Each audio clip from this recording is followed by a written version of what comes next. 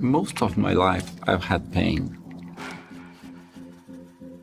In my childhood, I've been shot in my hip.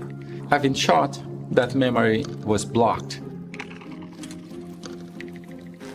I never actually understood why I was always in such a pain and why the pain was always kind of moving around, being everywhere. Ligaments, joints, spine discomfort. So all my life was around different healing tools from a very natural perspective. I just started researching different types of healing arts around Brazil first and then around the globe. I was starting to be exposed to lots of different types of approaches and lots of different good healers in Brazil from all different traditions and lineages. And yoga happened to me as part of that. Basically, another tool in that big toolbox I was just discovering. Gradually, I figured out it was the toolbox itself, and the other things were inside.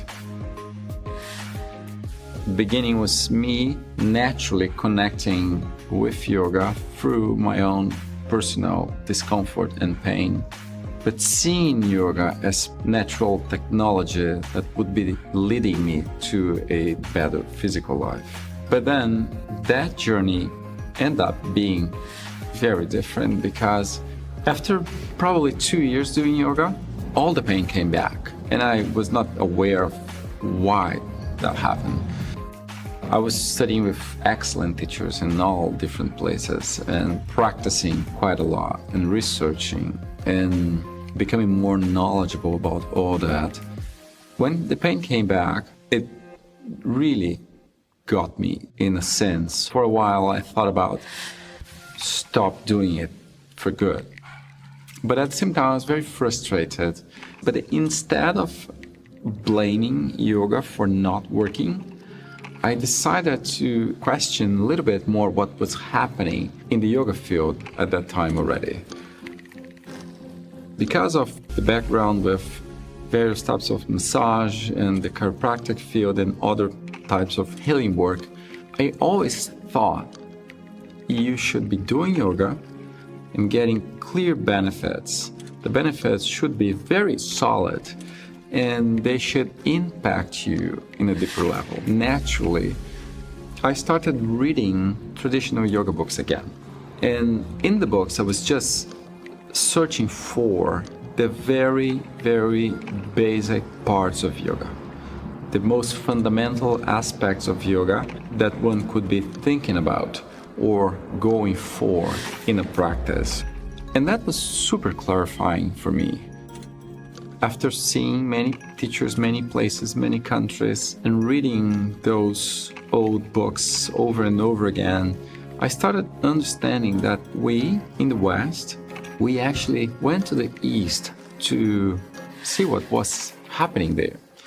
When we saw yoga for the first time, our interpretation was based on our own database. So we've seen people moving their bodies, and we immediately saw and we translated that as a physical activity.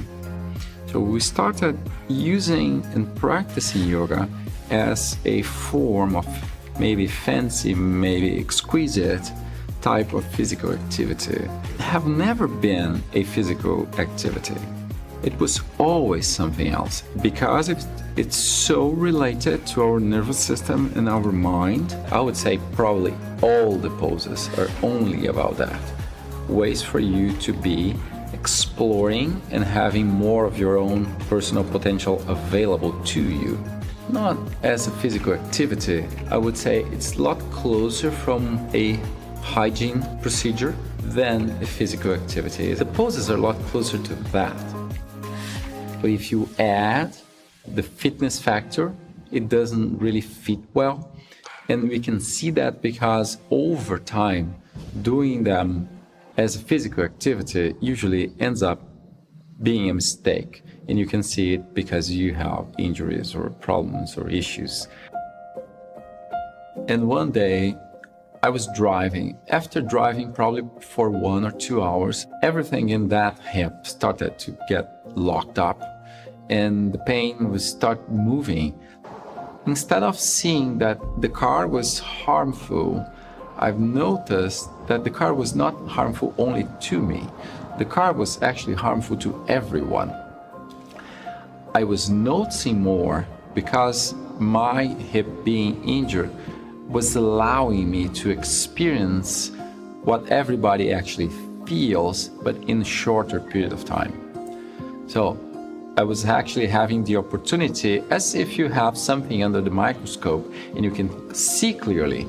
The shot, the accident, was actually a way for myself to see things more rapidly than most of the population. And that was the beginning of the research, and that was the beginning of Sukhasana, and that was basically one of the first steps of everything I've done after that.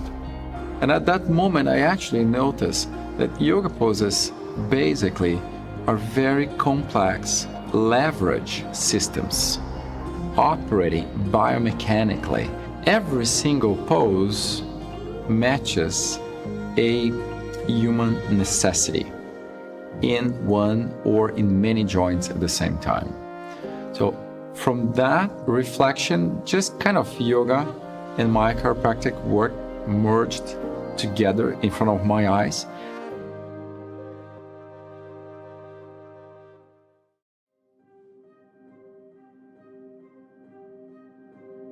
The teaching environment, the teaching place is actually my natural element. I kind of move well everywhere, but in the teaching room, I really feel home. Teaching is what really drives me in all senses, to connect with people and to deliver them as much as possible, as fast as possible, in order for that understanding to be their understanding and no longer mine. So everything I do is based on self-challenge. How can I teach better? Better language, better body language, better movements, better explanations, the use of my voice, the way I change the tone of my voice, the way I move in the room, the way I connect to people, the velocity I can use to connect with people, and the way all those skills working together will help the student to understand better. Every day I ask myself how I could be understanding more about the human nature, about the Western mind, about the Eastern mind, about the different cultures, about the different countries, about different people coming together. I have had the opportunity to see probably hundreds of students aging 5, 10, 15, 20 years. I've been very blessed in this way because I've had the opportunity to interact with people that have trusted my work enough to be with me for 20 years. That's amazing because I've seen many men you don't often see in a yoga room practicing yoga from the age of 60 up to the age of 80. And it's amazing when they turn to you saying, you know what?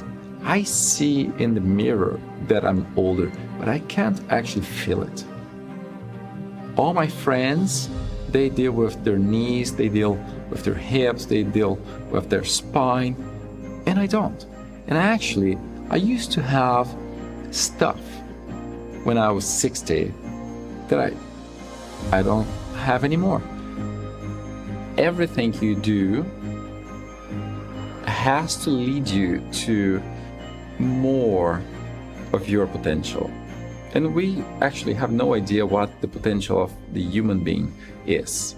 We're just scratching that. We don't know how we could be aging. We don't know for how long we could be living. All that is still a question mark.